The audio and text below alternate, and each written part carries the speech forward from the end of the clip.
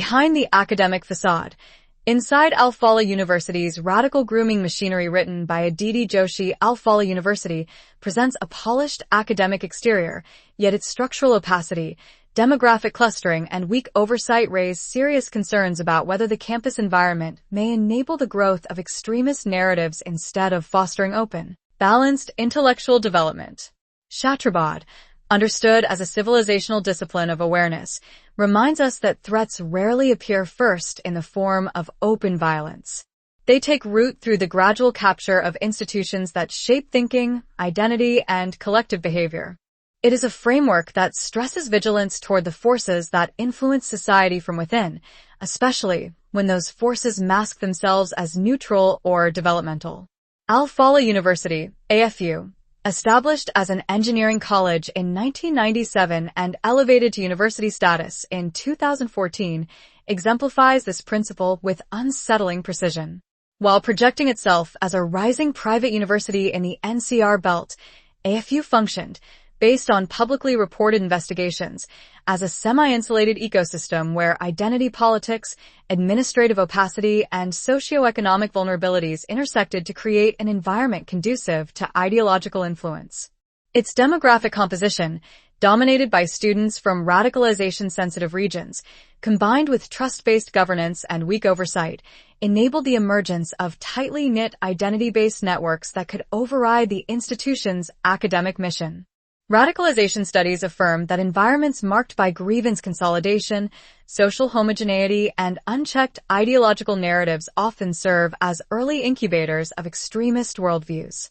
Thus, AFU becomes analytically important not simply due to allegations involving individuals linked to extremist modules responsible for the Red Fort suicide blast, but because it demonstrates how an educational institution can gradually transform into an ideological bubble.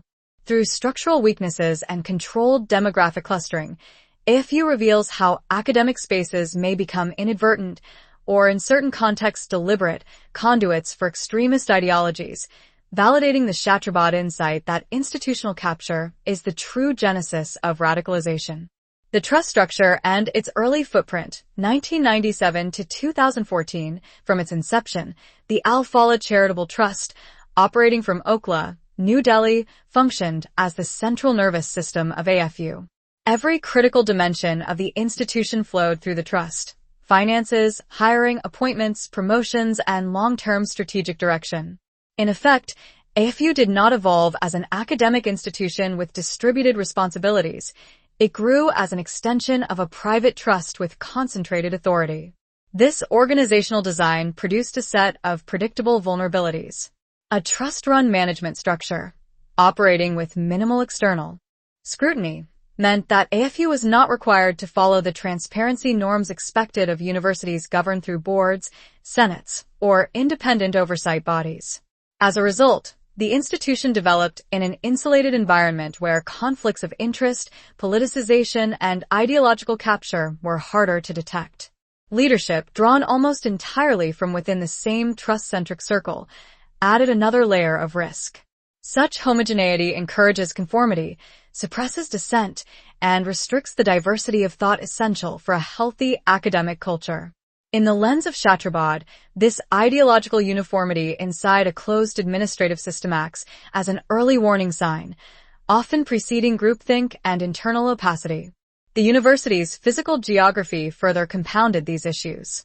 Located on a large, isolated campus at the outskirts, AFU became a self-contained world where informal hierarchies and patronage networks could grow without challenge. Limited external engagement and strong internal bonding made the institution structurally resistant to transparency, reform, or effective oversight. University status. Without structural reform, 2014 onwards, the transition from Al-Falah Institute to Al-Falah University in 2014, following recognition under the Haryana Private Universities Amendment Act, marked a pivotal juncture at which structural reforms were not only desirable but essential. University status confers a substantially higher degree of institutional autonomy, encompassing authority over curriculum design, the research agenda, financial management, faculty appointments, and internal regulatory compliance. With this expanded autonomy comes a corresponding expectation of strengthened governance structures, diversified leadership, and transparent operational systems. However, in the case of AFU, this transition did not produce any meaningful internal transformation.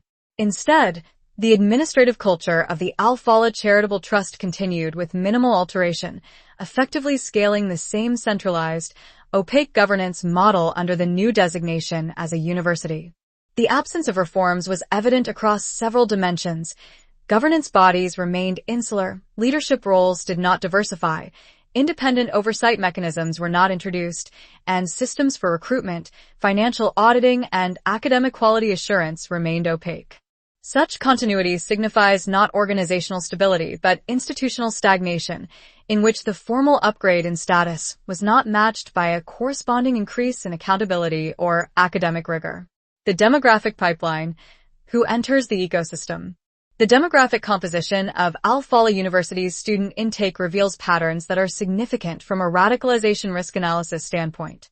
A substantial proportion of students originated from Muat, Na, a district consistently identified in internal security assessments as one of India's most vulnerable zones for religious radicalization, owing to a combination of socioeconomic deprivation, limited state presence, and long-standing ideological penetration by external actors.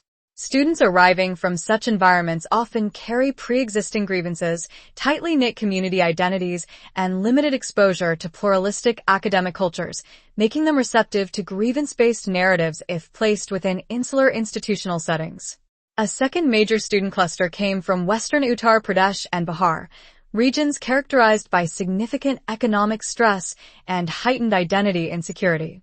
Research in radicalization studies points out that youth from economically fragile backgrounds often demonstrate increased susceptibility to narratives that promise dignity, belonging, or collective empowerment, particularly when they encounter closed peer networks and low faculty oversight.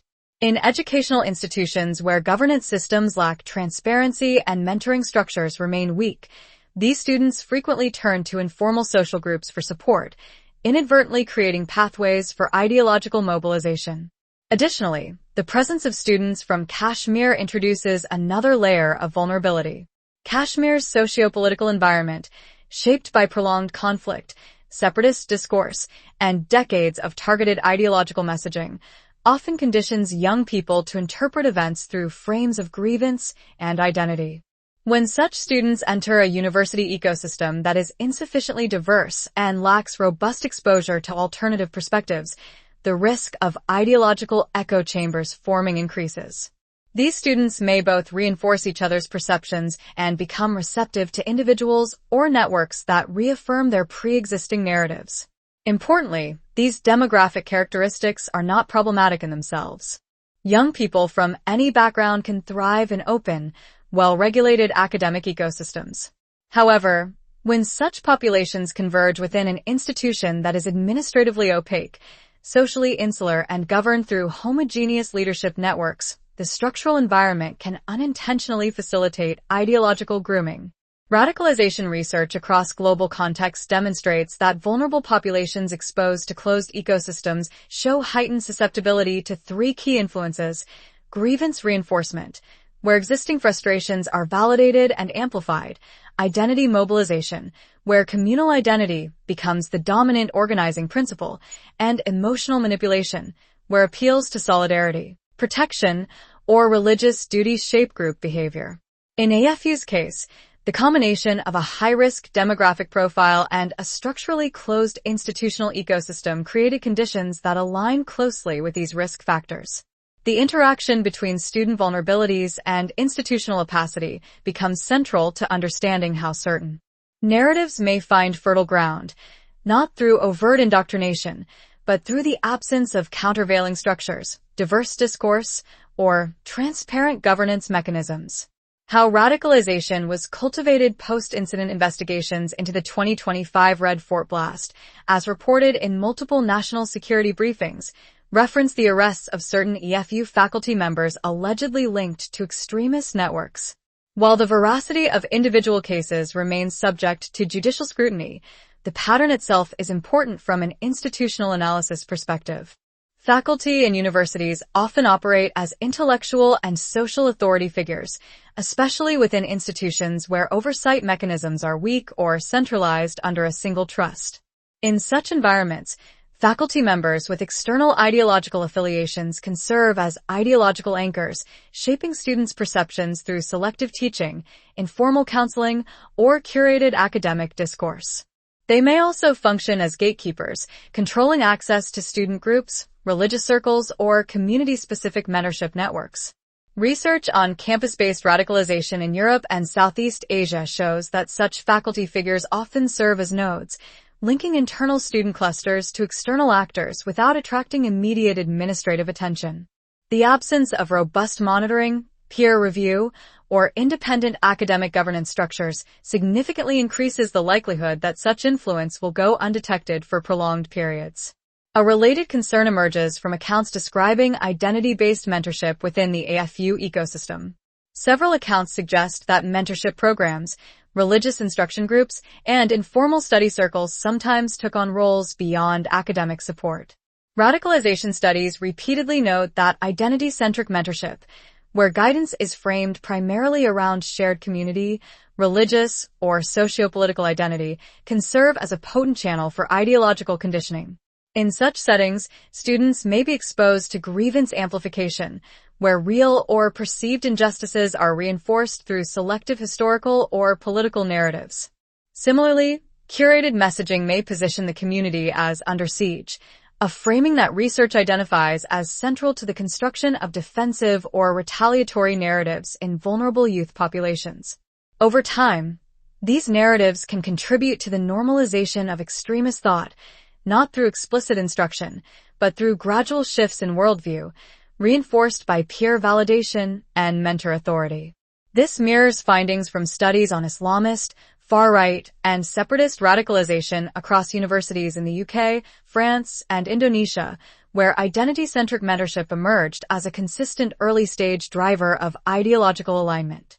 Residential spaces further complicate this landscape.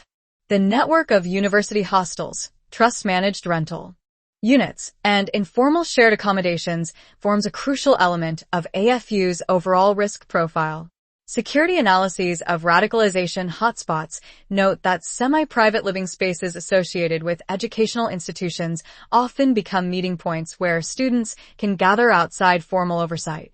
Such spaces may also function as logistical safe zones, providing privacy for discussions, planning, or external coordination that may not occur within monitored campus areas. Because these residences fall into a gray zone, neither fully supervised by university administration nor entirely independent, they can serve as discrete operational environments. This pattern is neither unique nor unprecedented. Similar dynamics have been documented in case studies from German technical universities, Malaysian religious colleges, and certain North African student movements, where radical grooming or recruitment has been observed to thrive in campus-adjacent residential areas. The combination of social bonding, lack of monitoring, and a sense of shared identity creates an environment conducive to the formation of tightly knit ideological clusters.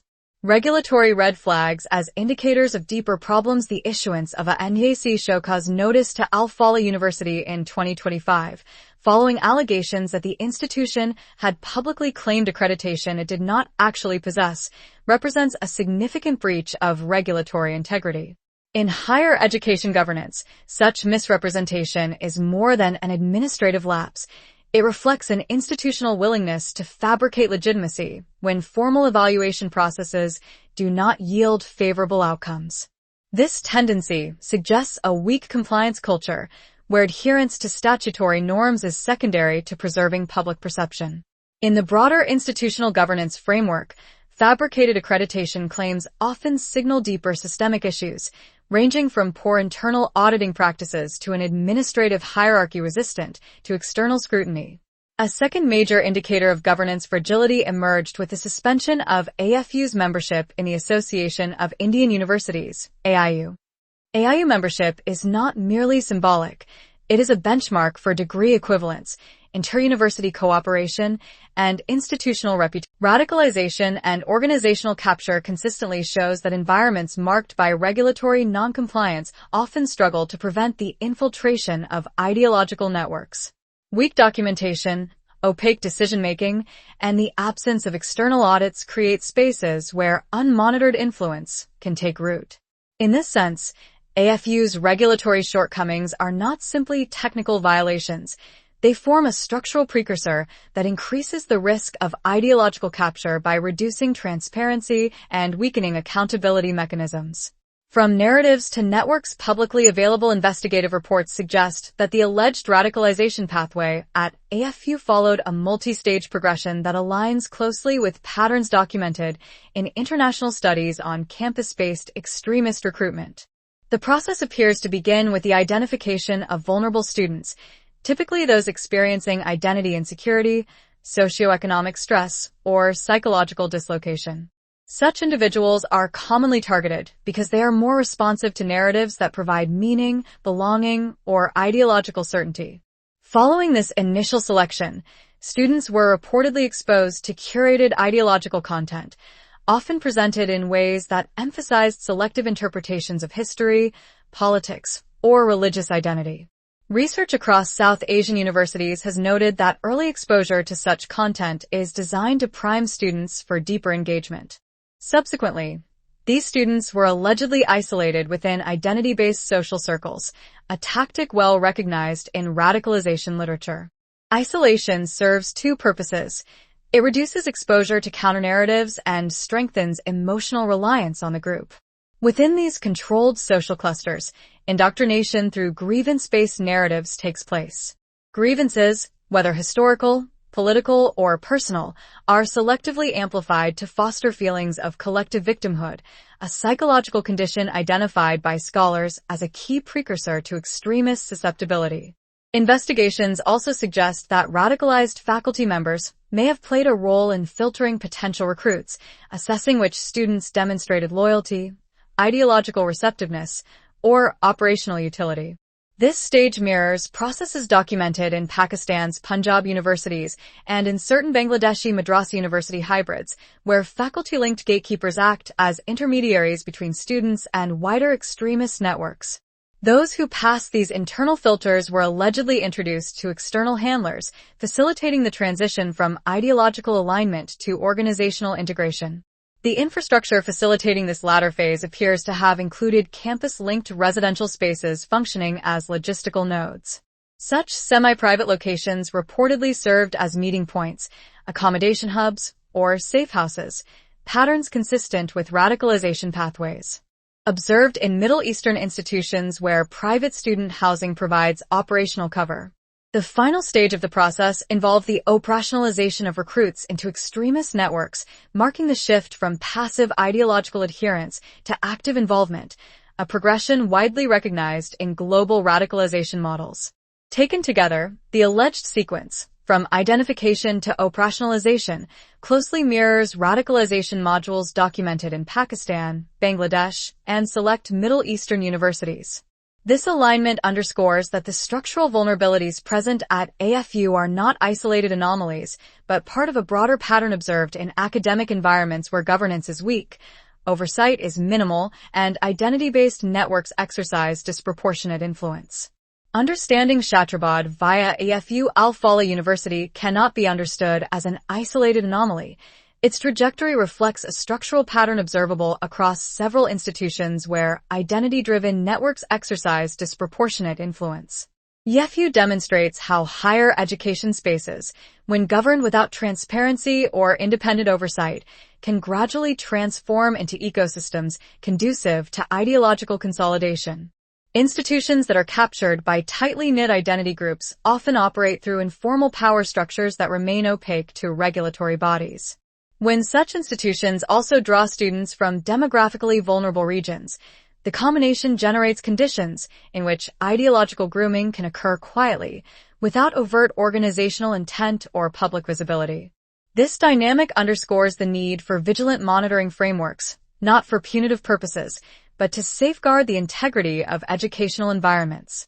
From a Shatrabad perspective, The AFU case illuminates a critical dimension of ideological conflict. The battleground often begins in spaces not traditionally associated with confrontation.